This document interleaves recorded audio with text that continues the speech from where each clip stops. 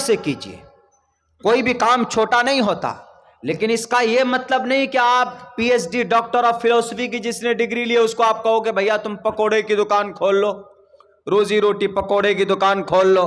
ہمارے بھارت کے P M صاحب، پرائم منسٹر صاحب کہتے ہیں کہ M B B S doctor ہو، ابھی جگہ نہیں ہے میڈیکل میں، چلو تم پکوڑا تلو. ابھی یہاں پر کٹیہار کی سڑکوں میں پکوڑا. میرے بھائیوں، اس کا یہ مطلب نہیں. کام کریں، کوئی بھی کام، چپل سینے کا کام کوئی غلط نہیں. محمد الرسول اللہ صلی اللہ علیہ وسلم اپنی پرسنل اپنے کام خود کر لیا کرتے تھے. آپ علیہ الصلوۃ والسلام غلط نہیں. کوئی چپل سی کر اگر کوئی اپنی زندگی گزارتا ہے، اپنے بیوی بال بچوں کے پیٹ کو پالتا ہے تو پاپ نہیں. جھوٹ نہیں بولنا چاہیے. اہنسا ستیم کرو دستیاگ ستیما، سچے ہونے چاہیے. بات بولو تو چھان کر، سچائی کے وستر سے چھان کر بات بولو. درشٹی پوتم وستر پوتم جلم پبھیت، وستر پوتم درشٹی پوتم ستیہ پوتم جلم پبھیت. منوسمرتی کا منتر ہے. ہمارے بھارت کے ودوانوں، بھارت کے اندر ایک ہیں ڈاسنا کے مٹھ میں بیٹھ کر اتنے جھوٹ بولتے انہوں نے ویدوں کی تعبیر ہی بدل دی. کیا کہا؟ ستیہ پوتم. منوسمرتی میں کہا ہے مہاجل پلوان والے منو نے، ستیہ پوتم وستر پوتم جلم پہ بھید. ستیہ پوتم، سچا بولو. مسلمانوں، اللہ کے نبی کا فرمان آپ کے لیے، سچا بولو. منوسمرتی میں پایا گیا. نبی پاک علیہ الصلوۃ والسلام کی حدیث کا ٹکڑا سنسکرت زبان کے اندر منوسمرتی میں، ستیہ پوتم وستر پوتم، وستر سے چھان کر اپنی باتیں بولا کرو. یعنی کوئی بھی بات بولو تو جیسے کپڑے سے چھان کر دودھ یا چھاچھ، یا کبھی چائے پیتے ہیں تو چائے اس میں چھانتے ہیں، اوپر اس کی پتی رہ جاتی ہے، نیچے سے چائے نکل کر آپ پیتے ہیں. جو بھی کچرا ہوتا ہے، جو بھی اس کے اندر اور چیزیں ہوتی وہ باہر نکل جاتا ہے. سیم اسی طریقے پر بات بولو تو پیور بولو، جھوٹ مت بولو. فون کیا امی، بیٹے تم کہاں ہو؟ امی میں یہاں سڑک کے کنارے ہوں. پتا چلا کہاں ہے؟ وہ ہے کٹیہار میں. یہ موبائل پہ بھی اتنے جھوٹ بولتے. آج جب ہم جہان آباد سے رات کو 3 بجے نکلے آپ کے جلسے کے لیے، جہان آباد سے نکلے، ڈرائیور کو نیند آنے لگا. ہم نے کہا کہ بیٹا ایسا کرو تم سو جاؤ، پیچھے سو جاؤ، میں ڈرائیو کرتا ہوں. ہم نے ڈرائیو کی، کم سے کم 150 کلومیٹر ہم نے چلا، ہم کو بھی نیند آنے لگ گئی. بیٹھے ایک چائے کی دکان میں، اس کے ابا کا فون آیا، بیٹے تم کہاں ہو؟ وہ کہہ رہا ہے کہ میں ارریہ 0 مائل میں ہوں. بتائیے کہاں تھا وہ اس وقت؟ تقریباً وہ تھا، میں آپ کو بتاؤں، دربھنگا سے بھی اور آگے مبی ایک جگہ، وہاں پہ تھا. یعنی کم سے کم 4 ساڑھے 4 گھنٹے کا سفر طے تھا. ابا بس میں 2-2.5 گھنٹے میں پہنچ رہا ہوں، 0 مائل میں ہوں. حضرت مولانا کے ساتھ آئے تھے پروگرام میں، وہاں ہو گیا جھوٹ. اس لیے کہا ستیہ پوتم وستر پوتم. کوئی بھی بات بولو تو سچ بولو.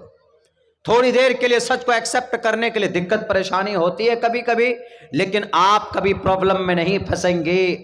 آپ کے اوپر وبال نہیں آئے گا، بوجھ نہیں آئے گا، گناہ نہیں ہوگا. کوئی بھی کام کرتے ہیں آپ تو سچے بولے، معاملات اچھے رکھیں، کلیئر رکھیں. درشٹی پوتم وستر پوتم جلم پبھیت، ودید واچم نیس پادم. چلتے ہو تو نگاہیں نیچی کرو. یہ نہیں کہ چل رہے ہیں تو کوئی گلی دکھ رہی ہے، تو کوئی گاؤں کی بیٹی ہے، سماج کی امی بیٹی ہے، تو اس کو اس کو تک گھور کر دیکھ رہے ہیں. برقعے میں کوئی سماج کی بہو بیٹی جا رہی تو اس کو تکنے میں لگے ہیں. اس کے پارٹس آف باڈی کے اوپر ججمنٹ شروع کر دیتے، اس کے جسم کو غور سے دیکھتے. یہ نہیں ہونا چاہیے، بلکہ یہ سیت پادم درشٹی پوتام، نگاہ کو نیچے کر کر چلو. قرآن بھی آپ سے یہی کہتا ہے، قل للمؤمنین یغضوا من ابصارہم، say to the believing women that they should lower their gaze in God. اپنی نگاہیں نیچی رکھو، اپنے آنکھوں کو نیچے کرو۔ اس کا مطلب یہ ہوتا ہے کہ آپ اوپر دیکھو، منع نہیں۔ اس کا یہ مطلب قرآن بالکل نہیں آپ سے چاہتا کہ تم دیکھو، صرف نیچے کر کے چلو، جا کر ٹکر مار دو۔ یہ 5 سیکنڈ کے اندر اتنا بڑا حادثہ ہم لوگوں کے سامنے آج ہوا ہے۔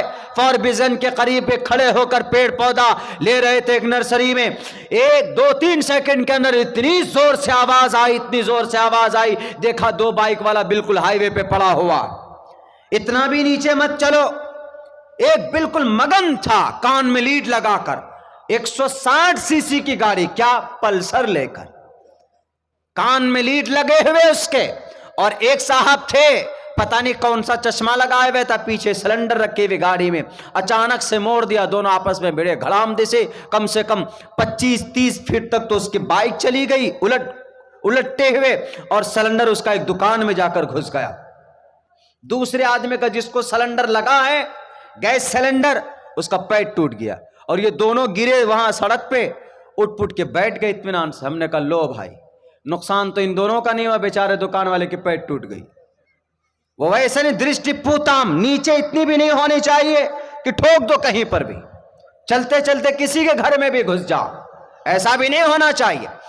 نگاہیں نیچی کرنے کا مطلب یہ ہے کہ ادھر ادھر آپ اپنی نگاہیں غلط نہ ڈالیں، کسی غیر محرم کو آپ تکتے ہوئے نگاہوں سے نہیں دیکھیں۔ ہماری مائیں بہنیں بھی تو آج کل ایسے بن سور کر کے نکل جاتی ہیں مارکیٹوں میں، شہروں کے اندر، کہ لوگ مجبور ہو جاتا ہے، کن کی میڈم ہے، کن کی بیٹی ہے، کن کی بہو ہے، نہیں۔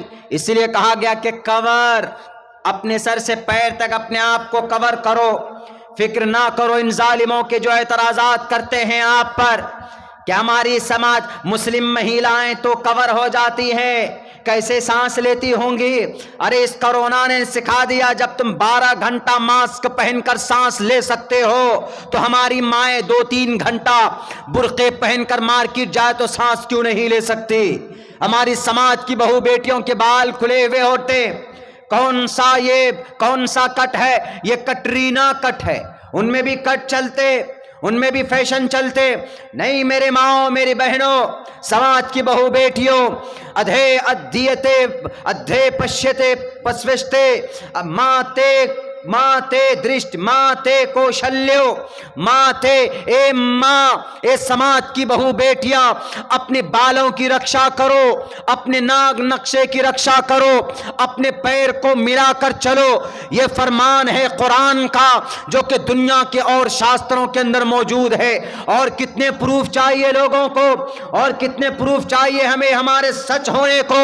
یہ بات روز روشن کے طرح آیا ہے کہ قرآن اور شریعت کا فرمان دنیا کے ہر گرنتوں کے اندر آپ کو کہیں نہ کہیں ملے گا۔ معاملات کو اچھا رکھو، یہ صرف آپ کا قرآن نہیں کہتا ہے، دنیا کے اور شاستروں کے اندر بھی یہ بات کہی گئی ہے۔ ایک پڑوسی ملک کا ایک مستری تھا، ایک پڑوسی ملک کا ایک کاریگر تھا، یہودی کے پاس کام کرتا تھا۔ اس نے اسٹیمیٹ دیا کہ 10 دن میں کام پورا کریں گے، 11 دن لگا دیے۔ کام پورا ہونے کے بعد اس مزدور کو، اس مستری کو پیسہ نہیں دیا جاتا، اس یہودی کے ذریعے سے اس کو پریشان کیا جاتا ہے۔ تو وہ آدمی اپنی شکایت لے کر ایک پوپ کے پاس پہنچتا ہے، ایک چرچ میں پہنچتا ہے، ایک کلیسا میں پہنچتا ہے، وہاں پر ان کے علماء سے، وہاں پر ان کے رہبانیین سے یہ مزدور شکایت کرتا ہے کہ سر، میں نے 11 دن میں ایگریمنٹ ہوا تھا، 10 دن کا ایگریمنٹ ہوا تھا، میں نے 12 دن میں اس کے کام پورے کیے، لیکن مجھے مزدوری نہیں دیتا۔ انہوں نے کہا کہ گھبراؤ مت، تم کو کل آج شام تک تم کو تمہاری مزدوری مل جائے گی۔ انہوں نے ایک پرچہ لکھا اور اس یہودی پوپ نے کہا کہ جاؤ دے دو تم اپنے مالک کو۔ آ کر پہنچاتا ہے، وہ پرچہ دیکھ کر 1 منٹ کے اندر گھر جا کر پیسے لا کر اس مسلمان کے ہاتھ میں، مسلمان مستری تھا، مستری کاریگر تھا، وہ ایک مسلمان تھا، اس کے ہاتھ میں تھما دیتا۔ اس کو تعجب ہوا، اس نے پوچھا کہ سر، پچھلے کئی دن سے میں پریشان ہو رہا ہوں، آپ نے پیسے نہیں دیے، ابھی کیا انہوں نے پڑھا بھیجا لکھ کر، اس میں جو آپ نے پڑھتے ہی فوراً مجھے پیسے دے دیے؟ انہوں نے کہا کہ پتہ اس میں کیا لکھا تھا؟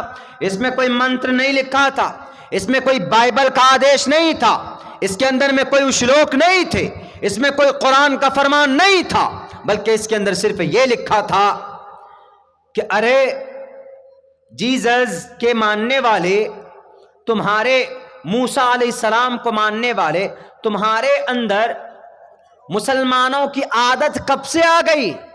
یعنی پریشان کرنے کی عادت کس کو ہے؟ کس کے اندر ہے؟ مسلمانوں کے اندر۔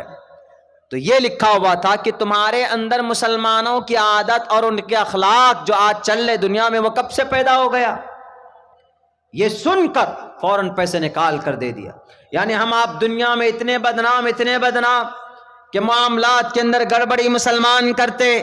اوت الاجیر اجرہ قبل ان یجف فارقہ، کوئی مزدور مزدوری کرتا ہے، اس کا پسینہ سوکھنے سے پہلے اس کو پیسے دے دو، اس کو مزدوری دے دیا کرو۔